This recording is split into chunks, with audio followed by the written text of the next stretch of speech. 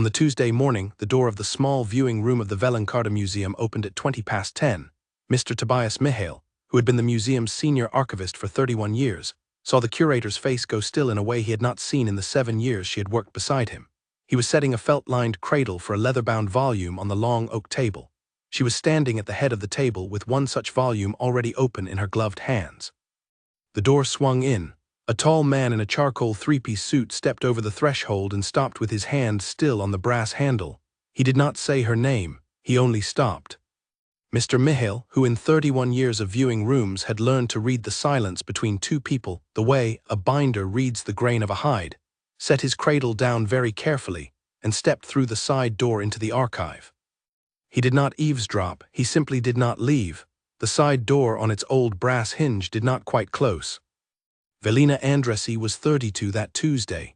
She had come to the Vellenkarda Museum from her doctoral program at 25 and had been named curator of the rare books collection at 30.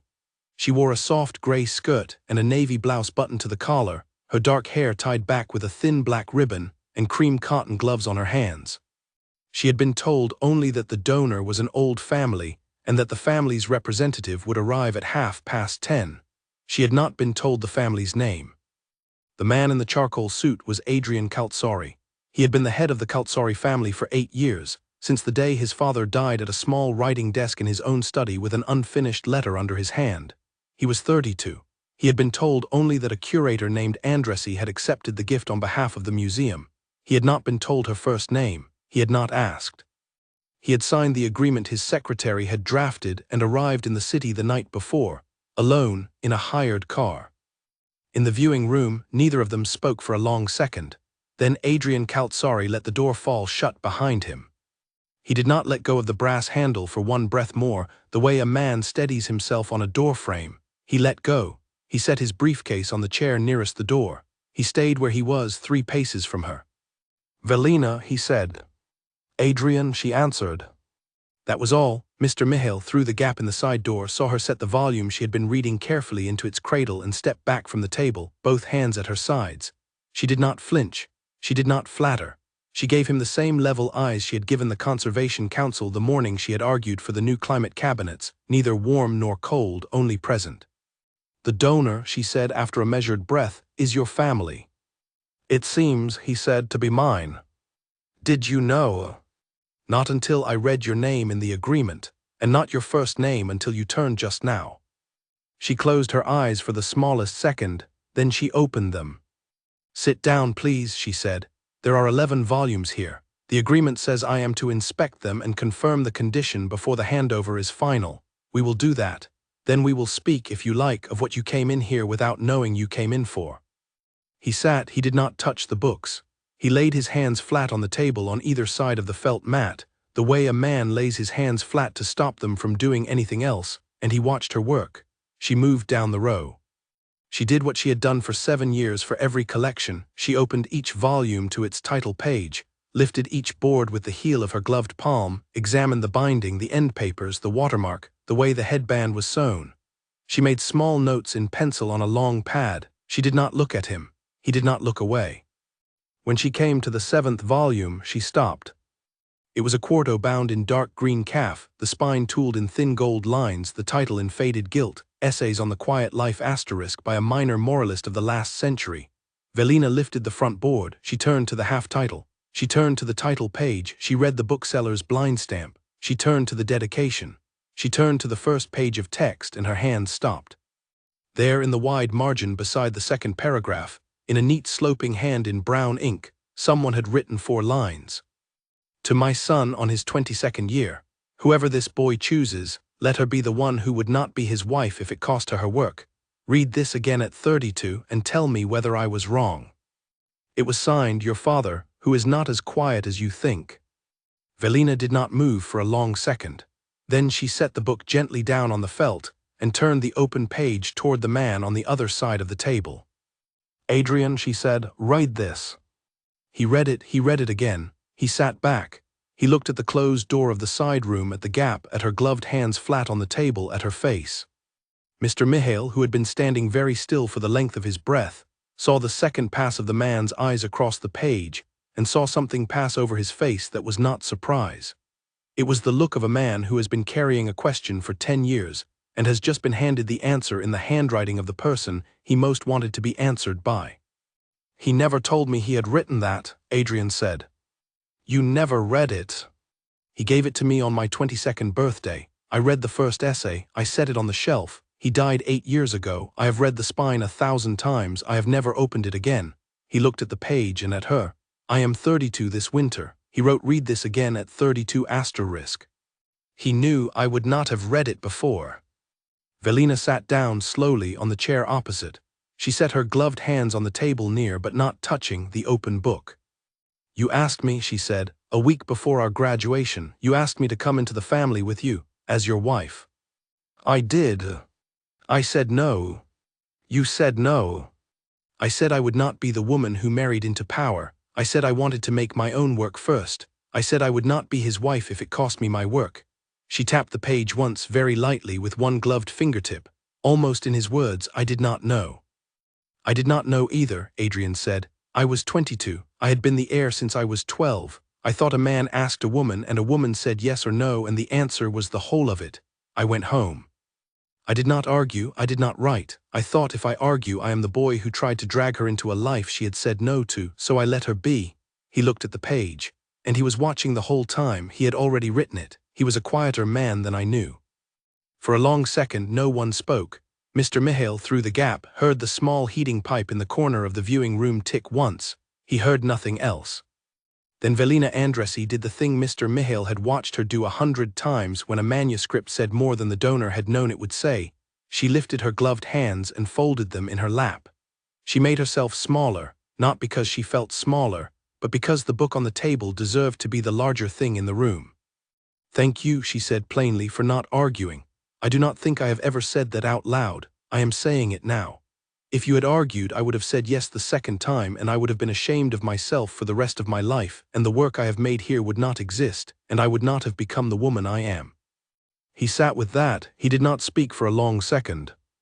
"Thank you," he said, "for refusing me. I did not know that was what I was going to say when I walked in, but I have known it for 10 years, somewhere I did not look. You spared me the woman I would have made of you, and you spared yourself the man I had not yet become." He looked at the book. He looked at her. "I am not the same man I was at 22. I am, I hope, more nearly the man my father wrote that line for." "You are," Velina said. She said it the way she said condition, stable on a conservation report, with the quiet certainty of a person who has actually looked. He let out a breath that was almost a laugh and was not. They worked through the remaining 4 volumes together, not as the two who had parted at 22. As the curator and the head of an old family with a marked page between them and a clear cataloging job to finish. She named the binder of the 7th volume by the headband stitch in the gilt rule, as a small atelier in the south the boss's grandfather had favored. She named the watermark of the flyleaf as one she had seen only twice before. She made small, careful pencil notes. He listened. He asked 1 or 2 questions, the way a man asks who is more interested in her answer than in being seen to know. The professional grain of the morning held. The book of essays lay open between them. When they had finished the 11th volume, Velina set her pencil down. She drew her gloves off slowly and folded them on the table. "Adrian," she said, "I will not pretend I do not want to keep this collection. I know. And I will not pretend that the right way to keep it is to take it on the family's terms. I know that too. So I will say what I would say to any donor. The Velencarda Museum would be honored to receive your father's library in full on these conditions. The museum signs the agreement, not me personally. The collection is catalogued in my department by my staff on our schedule. The family has no voice in case the museum chooses ever to deaccession a single volume. The family has no expectation of contact with me personally beyond the professional. No invitation, no favor, no call to a private number. If you agree to those conditions, we will speak again about the rest." "What rest?" She looked at the book on the table. She looked at him. "You may ask me," she said, "if I would consider being the curator of record for the full collection, on my museum's contract, with my own staff, with the conditions written in. You may ask in writing first. Then we will meet again here in 2 weeks and I will tell you what I have decided. And after that, only after that, we will speak of anything else that 10 years and your father's handwriting, and a Tuesday morning might allow 2 grown people to speak of." Adrian Kaltsari sat very still. "You are," he said after a moment, "exactly the woman who would not be his wife if it cost her her work. That is the only woman I know how to be. It is the woman my father wrote that line for. Then write to me in 2 weeks, in this room. We will see what grown people choose." He stood, he did not extend his hand. He picked up his briefcase. He looked once at the open book on the felt mat. He inclined his head to her, not a bow, the small, precise inch of a man who is not in the habit of inclining his head to anyone. "Velina. Adrian." He left. The door closed behind him with the same brass click it had opened with. Velina Andresi sat alone at the long oak table for a long time. Mr. Mihail, watching through the gap, did not move. After a while she lifted her bare hand, palm down, and laid it lightly on the page beside the inscription, the way a person lays a hand on the back of a friend they have just learned was watching them all along. She read the 4 lines again. She read them a 3rd time. Then she took up her pencil, and on her long pad in her neat curator's hand, she wrote the first line of the condition agreement she would send by registered post to the Kaltsari office in the city the next morning. When she had written for half an hour, she closed the book. She set it carefully back in its cradle. She slid the cradle into the climate cabinet at the wall. She turned the key. She drew off the ribbon at the nape of her neck, set her hair back, and tied it again. Mr. Mihail stepped out of the archive then, as he did most mornings, with a folder of accession papers in his hand. He did not mention the door. He did not mention the gap. He set the folder beside her at the table the way he had every morning for 7 years. "The 7th volume," he said. "Yes, sir." His father wrote in the margin. "Yes, sir." "A line about a wife." "A line," she said carefully, "about the kind of woman a man should look for if a man is to be the kind of man his father hoped he would be." Mr. Mihail let that sit. He was a man who had been a binder before he had been an archivist, and a curator's husband before he had been a binder, and a father of 3 daughters before any of that. He looked at her steadily. "And the curator?" "The curator," Velina said, "will draft conditions for the gift today and send them by registered post tomorrow. The curator will meet the donor's representative again in this room in 2 weeks. The curator will, in those 2 weeks, eat her lunch in the staff room as she does every Tuesday, attend the conservation meeting on Thursday, and write her review of the Renza papers on Friday. The curator will not be hurried by anyone." She paused. "And after the conditions are signed, the curator may consider an offer to act as curator of record for the full collection, on the museum's contract, on her terms." "And the woman?" Velina did not look up at him for a long second. Then she did. Mr. Mihail had not seen in 7 years the particular quality of stillness that was in her face just then. It was not the stillness of a woman who had been swept off her feet. It was the stillness of a woman who had been seen, on a Tuesday morning in late autumn, by a man who had himself just been seen by his own father in his own father's hand, and who had taken the time, before he said anything else, to thank her plainly for what she had refused him 10 years before. "The woman," she said, "will keep the inscription she wrote in the margin of one of her own books last week, between 2 pages, until 2 weeks from now. If the conditions come back signed without an edit, she will send the page she wrote in an envelope with no other word to the donor.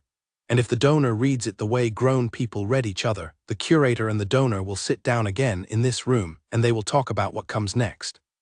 "And what comes next?" She thought about that. She tied the ribbon at the nape of her neck a second time, as if testing the knot. "What comes next, Mr. Mihail," she said, "is the part we did not know how to do at 22. We will do it slowly. We will do it in writing first, then in person then. We will choose each other the way grown people choose, on the merits, with the conditions written down, with the work in both our hands, and with the kind of plain decency his father wrote in that margin and my own mother taught me at her kitchen table. We will not be the boy and the girl who could not say it. We will be the man and the woman who can." Mr. Tobias Mihail nodded once. He took the folder of accession papers back into the archive. He closed the side door this time all the way, on its old brass hinge, with the gentle click of a man who knows that some doors are best left closed for a while and some best left open, and an old archivist learns the difference, and learns it again every Tuesday morning he is still given to do his quiet work.